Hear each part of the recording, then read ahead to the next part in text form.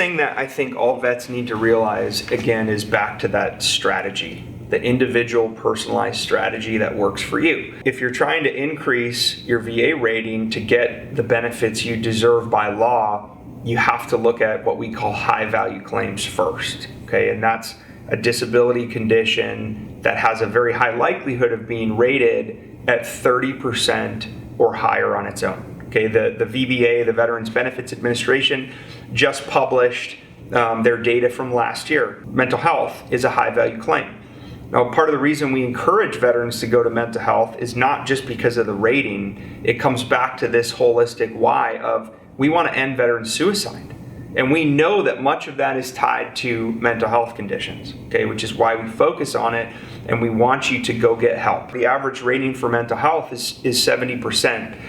There are 31 rateable mental health conditions under the law. Okay, most vets and VSOs and even the attorneys, they don't know that. 31 rateable mental health conditions under the law. Now, most likely, you're only going to be rated for one of them. And the reason you're only going to be rated for one is due to a legal concept called pyramiding. Okay, the VA by law can't pay you more than once for the same symptoms of a similar condition. You might have 3 or 4 mental health conditions diagnosed, like I do, but you're only going to be rated for one. Okay, now the most common mental health condition we see is something called post-traumatic stress disorder, okay, PTSD.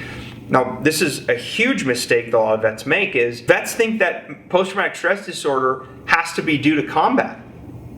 That's absolutely the furthest thing from the truth. There are actually 2 types of post-traumatic stress disorder claims. There's PTSD combat, and then there's PTSD non-combat.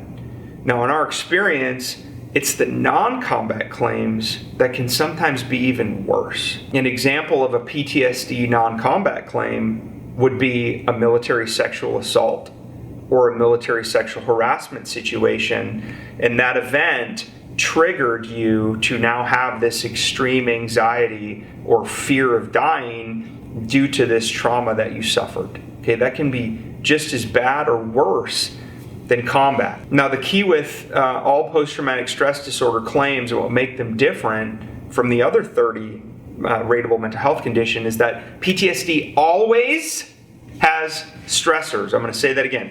Post-traumatic stress disorder claims always have stressors. A stressor is defined by the VA as that point in time or that incident or event that triggered or caused the PTSD you now suffer from. Okay, so let me give you an example of a PTSD combat stressor. Let's say you were deployed to Iraq, and at the location you were at, you were constantly rocketed and mortared, right? And those rockets and mortars caused you so much fear and stress and anxiety that it led to PTSD, okay? The rocket attacks, the mortar attacks would be considered the stressor event of the combat that led to your PTSD. If you can't prove your PTSD stressor, high likelihood that your PTSD claim is going to get denied. Let me give you an example of PTSD non-combat stressor. Kind of already talked about it. A military sexual assault would be an example of the stressor that led to the development of post-traumatic stress disorder. And there are many others. We've seen Navy vets who developed PTSD as a result of getting trapped in a confined space, right? They thought they were going to die, which I'll share a quick secret with everybody here. Here's a great litmus test on if your PTSD stressor is good enough. Did you or did you not fear for your life? If the answer is yes, your PTSD stressor is probably good enough. If the answer is no, your PTSD stressor is probably not good enough. In the absence of evidence to help prove your PTSD stressor event, this is where buddy statements become so crucial. If you can get a letter from a first-hand witness, preferably a service member who was with you at the time of the event, who can verify this event happened, our ship was attacked, here was the approximate date, Brian was there, Sally was there, I know this incident happened and affected him directly because I saw it with my own eyes. I was there. Okay, those are the best, most powerful ways to prove your stressor event. By far, the number one most commonly claimed and compensated disability condition is what we call ringing in the ear syndrome. There's two types of tinnitus. It's also sometimes called tinnitus or tinnitus. It's really up to you how you want to pronounce it. But it's ringing in your ears, and it can either be objective or it can be subjective. Objective means it can actually be tested and heard. Subjective is only you can hear it as the veteran. Subjective tinnitus is by far the most common. And the ringing in the ears, the problem is there's nothing that can test for it, right? You may have what's called an audiogram, which is administered by an audiologist. That's a hearing test. They're testing various decibels and frequency ranges, and they're going to tell you to click left if you hear something in your left ear and click right if you hear this, and repeat the word back, dog, frog, right? They're testing to measure if there's any loss of hearing, okay? Now, hearing loss is very different than tinnitus, okay? So you might even go through an audiogram, but you can't test for the ringing in the ear, because if it's subjective, only you can hear it as the veteran. Here's a quick litmus test. If you're wondering, hey, I think I might have this ringing in the ears, how do I know? For me, it can be a buzzing, it can be a whizzing, or it can be a hissing sound. And so, for example, I could be sitting on a couch with my wife or my kids, and I might hear a sound that kind of sounds like this.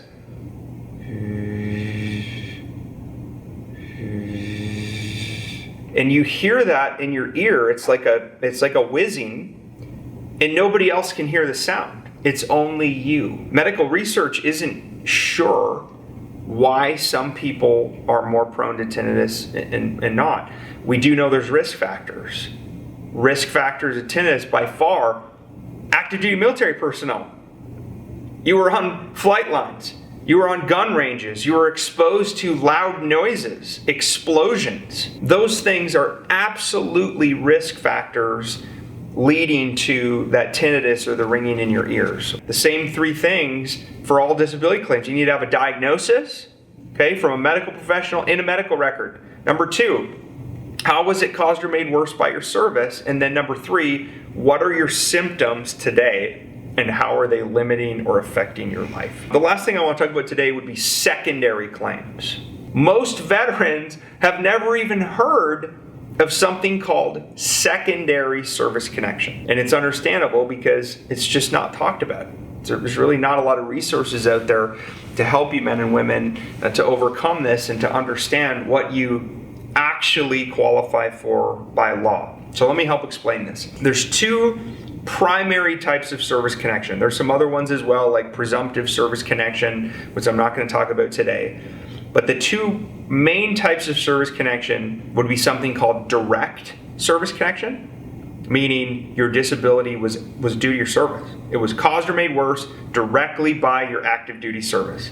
An example of that would be combat post-traumatic stress disorder. Okay, you were in combat that led to your PTSD. That's considered direct service connection. But there's this entire another category out there called secondary service connection. What that means is your disability was caused, made worse, or aggravated by another service-connected disability in your body rated at 10% or higher. So let me explain this. The human body is a system. Okay, I love using the analogy of a motor vehicle. Most of us drive motor vehicles, okay? And a motor vehicle is a system. There's an engine, there's gasoline, it takes oil, there's an axle, there's wheels. If you're driving down the road and you get a flat tire, right? If you keep driving, it won't be long before you get probably another flat tire or the whole wheel or axle is gonna fall off. It's the same concept with the human body. If you have chronic issues on the right side of your body, it's very likely that you're now favoring the other side of your body. So maybe as a result of a service-connected right knee condition, you've now developed a left foot severe heel condition called plantar fasciitis, or a left foot knee problem, because you favored the left side of your body. Those conditions can be connected secondary to your service-connected right knee. Okay, and I've had some people say, okay, well, what do you mean? Can something be secondary to a secondary to a secondary? Absolutely. Maybe your feet are secondary to your knees, and your knees are secondary to your back, and your back is secondary to your neck, and your neck is secondary to your headaches.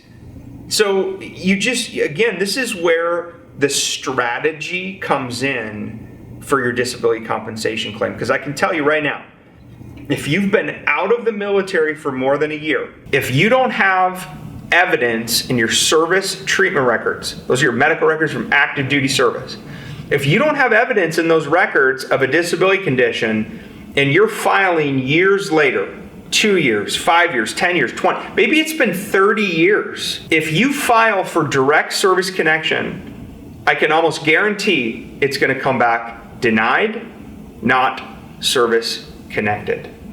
Why? Because you couldn't prove that your disability was caused or made worse by your active duty service on a direct basis. But maybe if you would have had the right strategy, all of those conditions should have been done secondary to something you already have service connected, because over 20 years, your hips have led to problems in your knees, right? Maybe all of your chronic physical conditions have led to weight gain or obesity. Weight gain or obesity can be an interim link to service-connected new condition, right? So it's possible that your sleep apnea is due to your weight gain, which was aggravated by your service-connected physical conditions. Okay, another very common thing that we see regarding secondary disability claims for secondary service connection are medication side effects. So many disabled veterans, myself included, take daily medications to manage pain, manage symptoms of pain, to manage mental health conditions, to manage chronic conditions.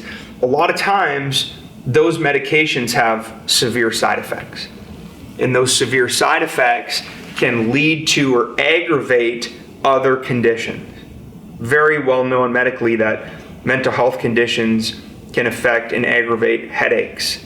They can affect irritable bowel syndrome, gastroesophageal reflux disease. Okay, there's a whole myriad of conditions that could be service connected due to side effects of medications that you're taking to manage symptoms. Secondary disability claims, a huge part of a veteran's strategy that you're going to get inside of VA Claims Insider, and almost nobody knows this.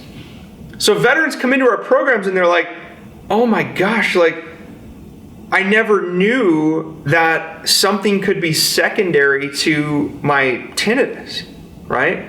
Again, that's what you're going to get inside of our program, is a comprehensive disability claim strategy that's tailored to you. You get the strategy right, the tactics become easier, the result happens faster.